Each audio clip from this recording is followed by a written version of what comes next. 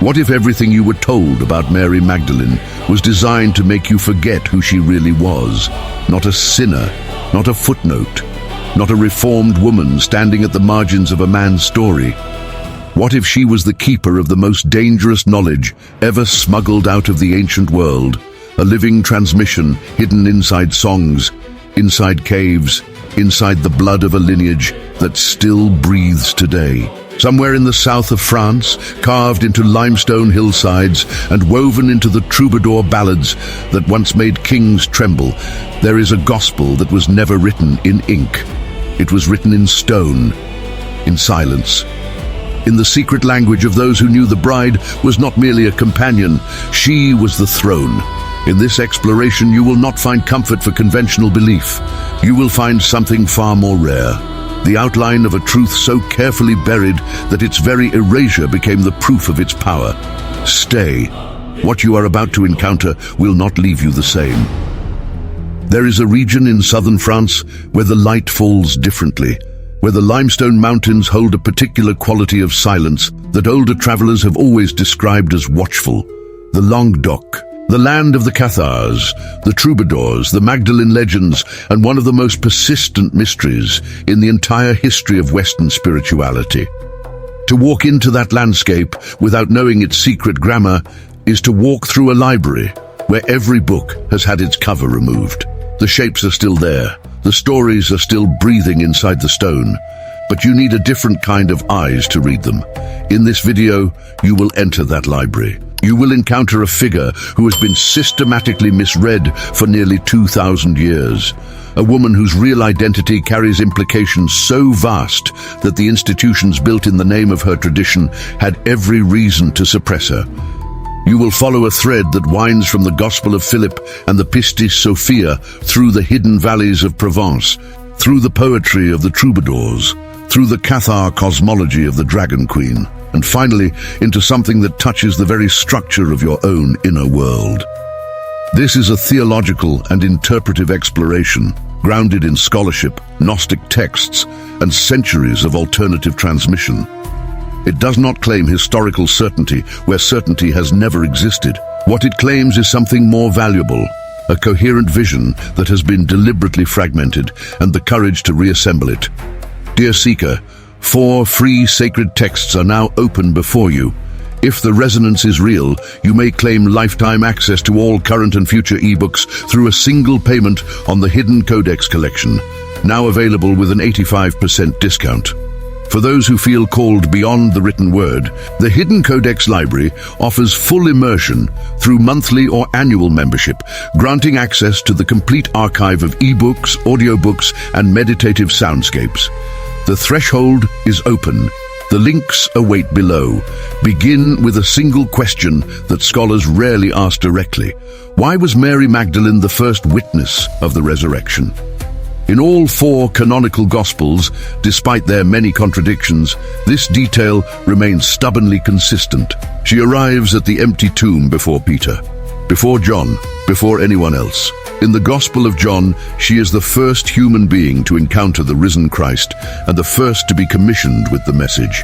The Greek word used for this commission is apostolos, the same word applied to the 12. In Gnostic and early alternative Christian sources, this detail is not incidental. It is the entire point. The Gospel of Mary, a fragmentary but electrifying text discovered in Cairo in 1896, goes further. In it, Mary Magdalene receives private teachings from the risen Christ that she then transmits to the other disciples. Peter challenges her authority. Levi defends her.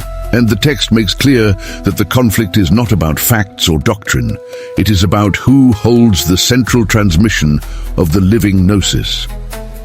The Gospel of Philip, one of the Nag Hammadi texts discovered in Egypt in 1945, uses language so charged that scholars have debated its meaning for generations. It calls Mary Magdalene the companion of the Savior, using the Coptic word that carries connotations of intimate partnership, of spiritual union, of 2 beings so aligned that their inner fires have merged.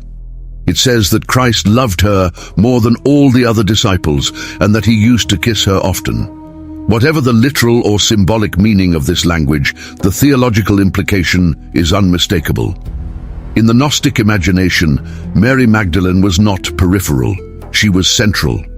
She was the consort of the Logos, and in Gnostic cosmology, the consort of the divine principle is always a co-equal bearer of its transmission. Now travel westward from Egypt.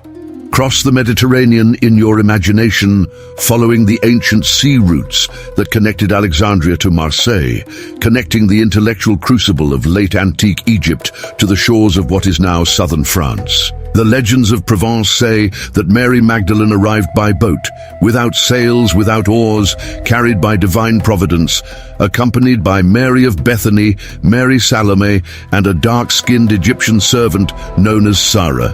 This is not history in the conventional sense. It is a transmission wrapped in the language of myth, and myth has always carried more truth per sentence than most official records. The boat without oars is a symbol that recurs across ancient cultures to denote a soul vessel navigating between worlds. The bark of Ra in Egyptian cosmology, the boat of the dead in Celtic tradition, the Merkabah in Jewish mysticism. The Magdalene arriving on such a vessel is not arriving as a refugee, she is arriving as an initiate carrying sacred cargo. What sacred cargo? Here the traditions diverge in ways that are themselves revealing. The medieval legends speak of the sang real, the royal blood, a lineage descended from the union of Mary Magdalene and Jesus. This interpretation was made famous in modern times through various popular works, but has far older roots in Cathar oral tradition and in the mysterious figure of the Black Madonna, whose shrines cluster throughout Provence and Catalonia with a persistence that defies coincidence. But there is a second interpretation of the sacred cargo, one that the Gnostic texts support more directly, which is not biological but pneumatic. What Mary Magdalene carried to the shores of Provence was not a child, it was a knowledge, a way of encountering the divine feminine at the very foundation of existence, a cosmological vision in which the universe was not created by a remote masculine god, but continuously birthed by a living Sophia, a divine wisdom mother, whose fall and redemption was the secret story underneath the story that everyone else was telling. The Cathars knew this. The so-called heretical movement that flourished in the Languedoc between the 11th and 13th centuries before being exterminated in one of history's most brutal religious genocides. The Albigensian Crusade of 1209. Ordered by Pope Innocent III, the Cathars preserved a cosmological vision with striking parallels to Gnostic Christianity. They distinguished between two principles, the good God of pure light and spirit, and the demiurge, the blind creator of the material world who believed himself supreme but was in fact a diminished reflection of higher reality. Sound familiar? The language is different, the geography is different, but the architecture of understanding is recognizably Gnostic. And at the heart of Cathar practice was a female figure, sometimes called the Dragon Queen in the older symbolic layer of their tradition, who represented the fallen divine wisdom now in the process of her return. The dragon symbol is crucial here and deserves slow, careful attention because your instinct may be to read it through the later Christian framework where the dragon is purely demonic.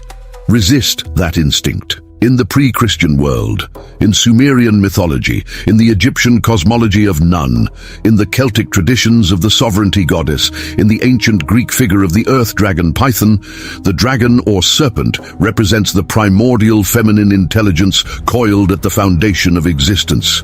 It is not evil. It is raw, unstructured creative power, the chaos that precedes and makes possible every act of genuine creation. In the Apocryphon of John, one of the most important Gnostic texts in the Nag Hammadi library, the serpent in Eden is reinterpreted entirely. Rather than being the agent of the fall, the serpent is revealed as an emissary of the higher Sophia sent to awaken Eve, and through Eve, Adam, to the knowledge that the demiurge had withheld. The serpent in this reading is not the enemy of humanity. The serpent is its liberator. And if you follow this symbolic thread to its Provençal conclusion, you begin to understand why Mary Magdalene, the woman who carried the Gnostic transmission to the shores of southern France, was sometimes depicted in the oldest local iconography holding a serpent. why her cave at Saint-Baume was a site of initiatory pilgrimage long before it became a Catholic shrine, and why the troubadours who flourished in the same region encoded her symbolism inside their poetry about the lady. This is a good moment to breathe for a moment. If these words have been opening something in you, a recognition, a resonance that feels older than this lifetime, consider pressing like and subscribing to Stay in this current of exploration. Every gesture of support keeps these fires burning for seekers who have not yet found their way here. The Troubadour tradition of Provence, which flourished roughly between 1100 and 1300, the same period as the Cathar flowering, has always puzzled literary historians because of its extraordinary intensity around the figure of the Domna, the lady. These were not simple love songs. The troubadours wrote in a coded language called the Troubadour, the closed or hermetic style, designed to be understood on multiple levels simultaneously. On the surface, a courtly love poem. Beneath the surface, an initiatory text mapping the soul's journey toward union with divine wisdom. The German scholar Hans Liebeschewitz and later the French literary historian Denis de Rougemont both noted the suspicious convergence between troubadour imagery and Cathar cosmology, though neither pressed the deeper Gnostic connection to its full conclusions. The Domna, the lady to whom the troubadour pledged his total devotion, whom he could never fully possess, who perpetually called him toward a higher and more refined version of himself. This figure is Sophia. She is the fallen divine wisdom who has descended into the world and taken form, and whose redemption depends on the awakening of those who love her consciously rather than possessing her blindly. The troubadour Guillaume de Pétieux, considered the first troubadour in the historical record, wrote poems that contained passages so cosmologically loaded that scholars who read them purely as erotic poetry inevitably miss their architecture. When he writes of a lady who is his entire orientation, his south and his north, his inner sun, he is using the language of the Gnostic pleroma, the fullness of divine light in which Sophia originally dwells before her fall into the lower worlds. When he describes his helplessness before her without condescension, his devotion without demand for return, he is encoding a specific spiritual posture, the posture of the pneumatic soul, the soul that has awakened to Sophia and now exists in permanent longing for reunion with the source of all wisdom. Here, the comparison with another tradition deepens everything. In the Tantric Buddhist traditions of Tibet, particularly in the Vajrayana teachings concerning the Dakini, you find a remarkably similar cosmological structure. The Dakini is the female principle of enlightened wisdom who appears in forms both terrifying and beautiful, who cannot be grasped or controlled, and whose full transmission requires the practitioner to dissolve every rigid structure of self that would seek to possess rather than commune. In the Tantric cosmology, the universe itself is her dance, her wrathful and compassionate display, and liberation is not the escape from this display, but the recognition of its nature. Replace Dakini with Sophia. Replace the Vajrayana practitioner with the Gnostic pneumatic. Replace the Tibetan Thangka iconography with the Black Madonna in her cave at Saint-Baume. The structural parallel is so precise that it invites one of those rare questions that feel genuinely destabilizing. Did these two traditions, separated by thousands of miles and radically different cultural vocabularies, independently discover the same architecture of the divine feminine? Or did an older common source, the primordial wisdom tradition that scholars like Aldous Huxley called the perennial philosophy, flow through both of them like a subterranean river, surfacing in different landscapes, but always carrying the same water? The Pistis Sophia, that long, strange, magnificent Gnostic text whose title means literally faith wisdom, offers the most elaborate mythology of Sophia available in any surviving ancient text. In it, Sophia falls from the divine pleroma because she attempts to comprehend the ultimate light without the guidance of her male counterpart, her syzygy. She descends through the lower aeons, pursued by hostile powers called the authoritarians, stripped of her light and her dignity, imprisoned in matter, and then she cries out. 13 laments that have been compared by scholars, including Violet McDermott, to the Psalms of Lament in the Hebrew Bible. a parallel that is structurally precise. Both traditions using the language of abandonment, of calling out to a higher power from the depths of a condition that feels unredeemable. And Christ descends to find her, not to rescue her as a passive victim, but to restore to her the light she lost, light that she actually possessed all along but had forgotten in the chaos of her fall. This is the central movement of the Gnostic myth, and it maps directly onto the structure of genuine psychological transformation.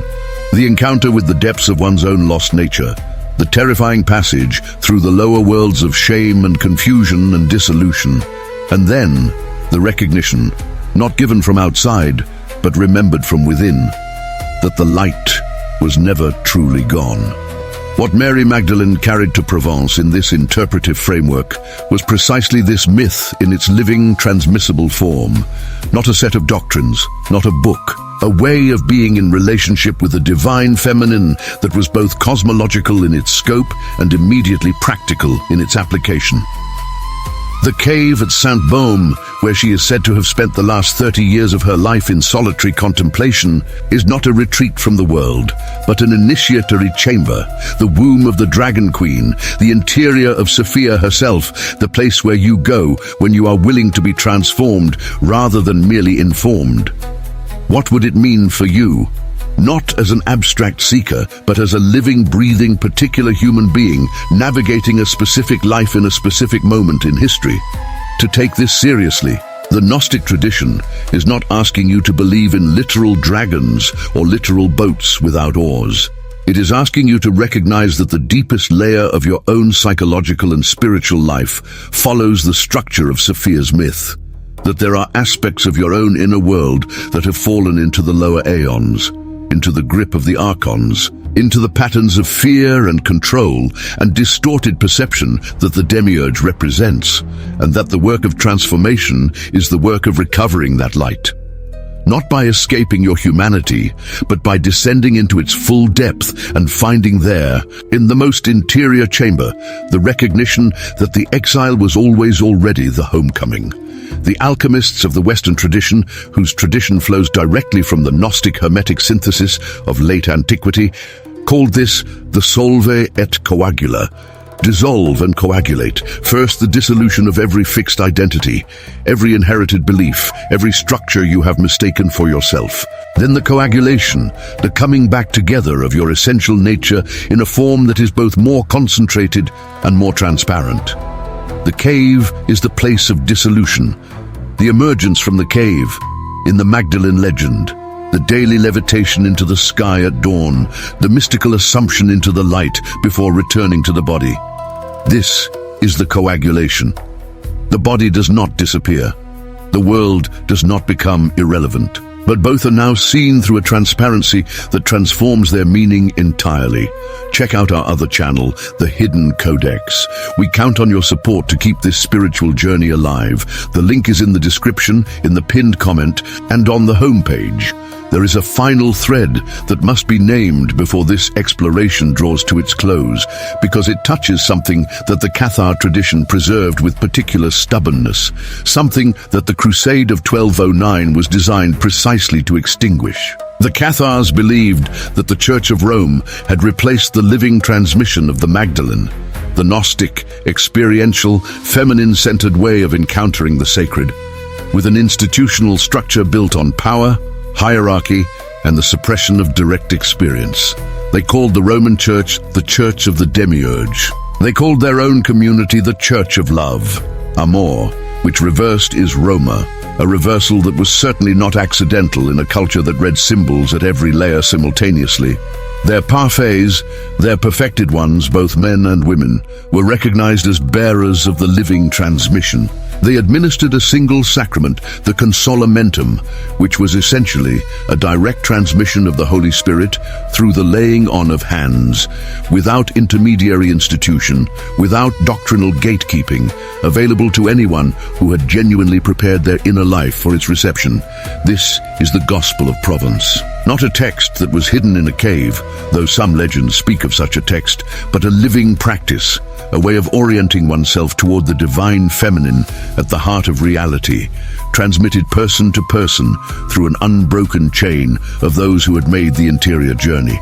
Mary Magdalene to Sarah the Egyptian, Sarah to the communities of the Camargue to the mountain villages of the Languedoc to the Troubadours to the Cathars. The Cathars to the flames of Montsegur, that terrible mountain where in March of 1244 more than 200 Cathar parfaits walked into the fire rather than renounce their understanding of the sacred. What they carried into those flames, according to the tradition that survived in scattered pockets across Europe, was not lost in the burning. Fire does not destroy what is made of fire. You are here in this moment, having followed a thread through the Gospel of Philip and the Pistis Sophia, through the limestone caves of Provence, through the coded songs of the Troubadours, through the tantric recognition of the Dakini, through the alchemical mystery of dissolution and reintegration. Something in you recognized enough of this thread to follow it this far. That recognition is itself a form of the transmission. The Gnostic tradition has always maintained that the knowledge of Sophia is not learned from outside, but remembered from within.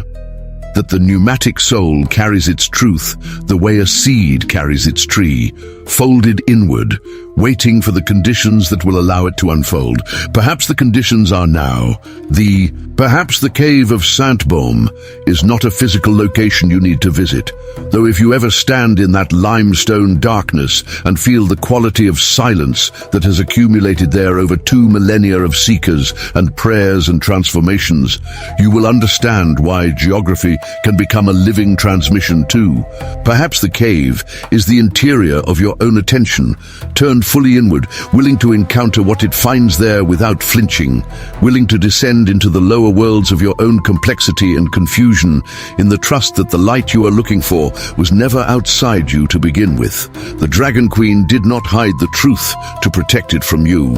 She hid it inside you, in the only place where no crusade could reach it, in the only archive that no institutional authority can burn. The Gospel of Provence was always already written in the language your soul speaks before it learns to speak in any other tongue.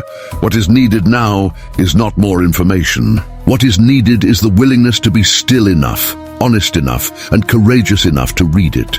If what has been spoken here has illuminated something you already knew but had no language for, carry it forward.